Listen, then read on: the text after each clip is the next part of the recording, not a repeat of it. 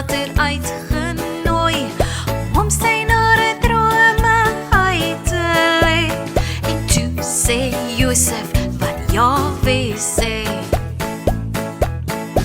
Ons staan vas in die woord van Yeshua.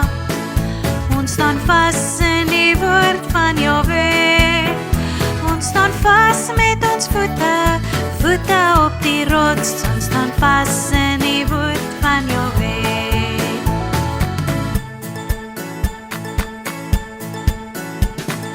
Jahwe het vir Noag met sy plan vertrou, en daarom het ou Noag toe 'n ark gebou. Al die dierepare saamgeneem, binne in die ark toe begin dit reën. Moses het die volk uit Egipte gelei, en hy moes al almal deur die Rooi See kry. Hy het die water met sy staf geslaan, en skielik het die Rooi See oopgegaan.